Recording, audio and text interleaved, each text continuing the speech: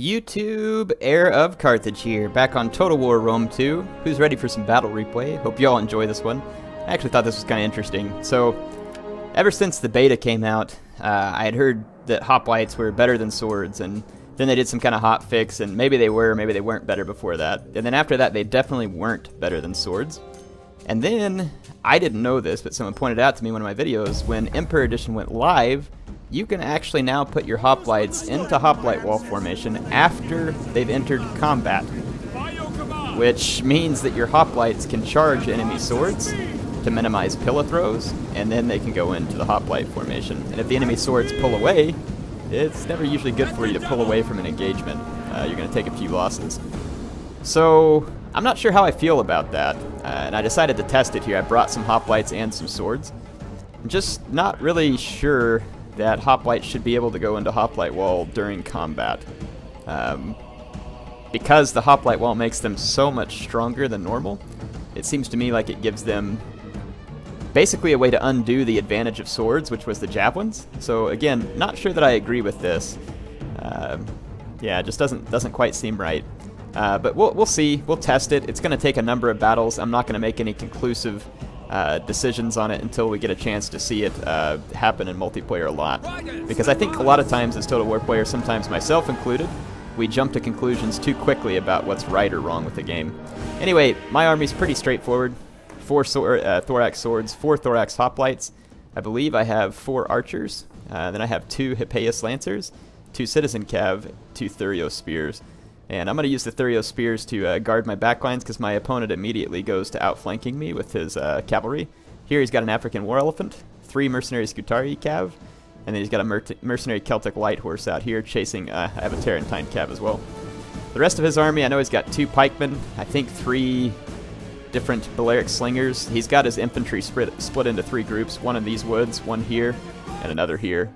So he's trying to go for a wide formation, which is not a bad plan in the new patch. The wide formations are a lot more feasible. Yeah, in any case, he's got that Celtic light horse around my flank. I am taking a lot of archer or Balearic slinger fire here.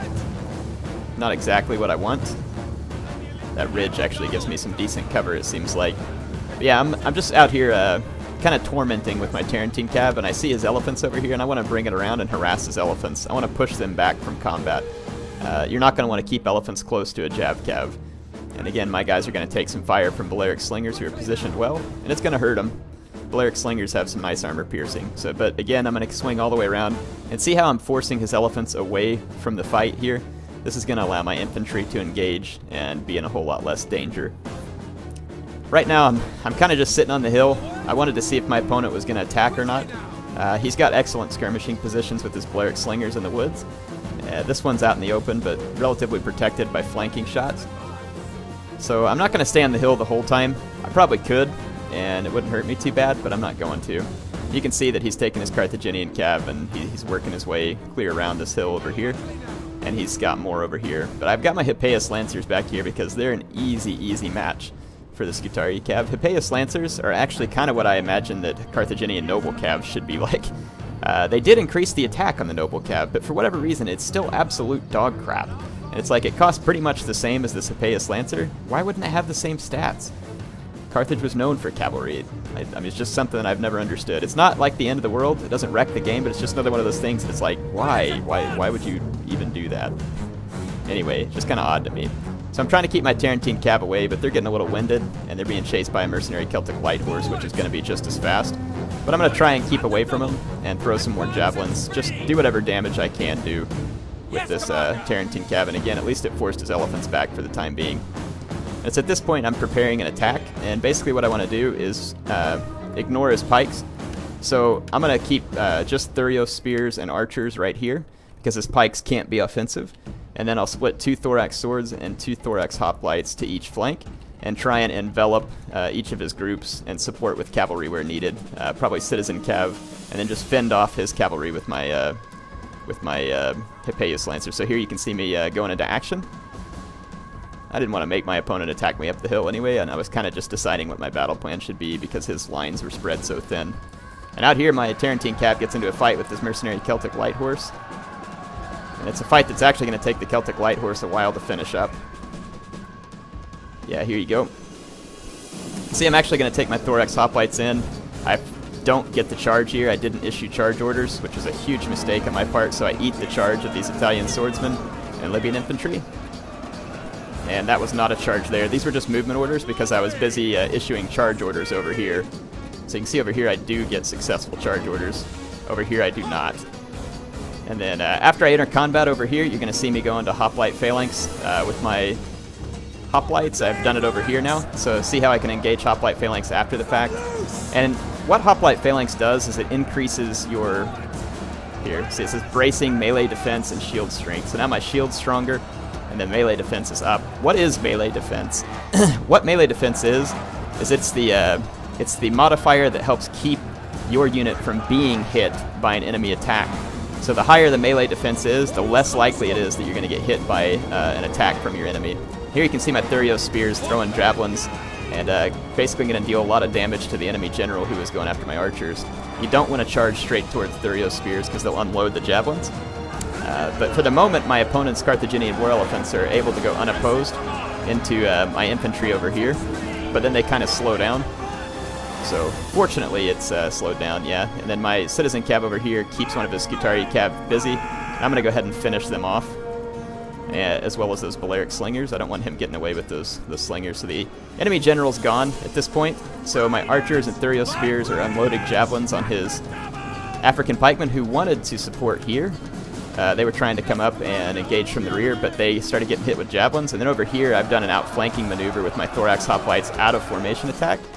And you can see that I'm actually not in Hoplite Wall over here. I never did go into it. But over here I am in Hoplite Wall, and you can see that it's making my Hoplites last an absurd amount of time, although they're not getting a ton of kills. His elephants finally do succeed in routing my infantry over here, but now they've run amok because my archers and Thurio spears are... Well, actually just now my Thurio spears. You gotta be really careful with elephants in this patch. They're actually kind of difficult to use. You can see that my rear charge here against the mercenary Samnite warriors is paying off. And then again, I'm able to defend my center with just one unit of Thurio spears because pikemen just can't be offensive. And now all of my archers, Thurio spears, everything else is brought to bear on these elephants. And you can see that I'm starting to wrap up his Libyan infantry and mercenary Italian swordsmen over here. So, yeah, and then this side's starting to look good for me too. His Balearic slingers are trying to take some shots at my flanking units, but now there's just too many flanking units. And again, see how I can keep this pikeman busy, not let it get into the fight. His elephants are now gone, and I can fire at his pikemen, so I'm going to kill them as well. And then my Hippeus lancers getting a nice amount of kills. They're still around, and then I think I've got another Hippeus lancer back here with 83 kills. So really liking shock cavalry in this patch. Even though they don't have trample, they're still very good in cab fights, and they're very good at rear charges. So I'm actually not hugely upset that they lost the trample except for the cataphracts. Look at this. This is going to be a charge that these light horse didn't want to be in. They're just going to get obliterated. But he doesn't have much choice. He's got to try and slow down my lancers. And then again, my hoplites doing rear charges over here, while my general faces down the last few of these pikes that are getting shot to death, and they're going to rout.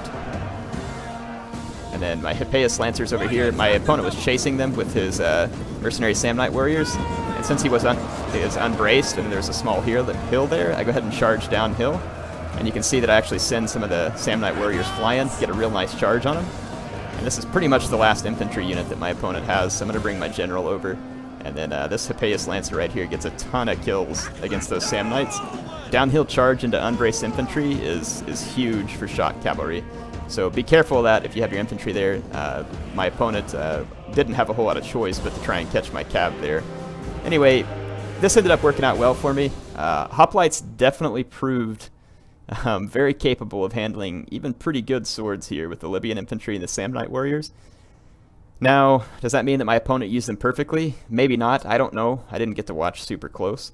But I can say that just as of now, and I'm not saying this as a definitive thing, but as of now, I don't think Hoplite should be able to go into phalanx mode during combat. I'm just not sure that that's really fair. If they're really wanting to make Hoplites more maneuverable, The reason they probably did that, where you could go into phalanx mode, is because they want to make them a little more viable in a melee fight. But I think if you're going to do that, just raise their melee defense a little. Not as much as Hoplite Phalanx does, but just raise it a little. And, maybe that'll do all right. And then the boost between where it is and, like whenever you turn on Hoplite Phalanx, don't make it any higher at that point, you know what I mean? But you could raise it being out of Hoplite Phalanx maybe, and then just make it to where they have to be in Hoplite Phalanx to be a serious threat to a sword. But then again, I don't know. I don't know what the balancing issue there is going for here. I don't understand it. But I mean, you can clearly see here that my Thorax Hoplites doing very well. These two, and then my swordsmen not as well. So for whatever reason, I think these were the two though that were kind of getting around the enemy flank, and they did very well. My general, not too impressive. He went into swordsman, so again, not really sure how to call that. I think one advantage that the swords still have against a hoplite unit in phalanx, and I don't know if it works or not, but you could go out of formation attack and spread wider than the hoplite phalanx, and your men would wrap around and start on the flanks, meaning you should be getting a lot of attacks that your opponent may not. It's worth a shot. I don't know if it works. It'd be curious to see. Plus, I think a lot of these swords lost their shield wall ability. If they still have it, you can try that as well. Go into shield wall and see if it helps balance things up. But yeah, in any case, good game to my opponent. Hope you all enjoyed this one. It was kind of fun trying out Athens. I definitely think Athens is much more viable in this patch, or in this edition. Hippeus Lancers are a pretty good unit. They're not stellar, but they're pretty darn good for the price. They have access to Tarantine Cav, they have access to archers and elite archers. They have access to Thurios Spears, which are a great unit.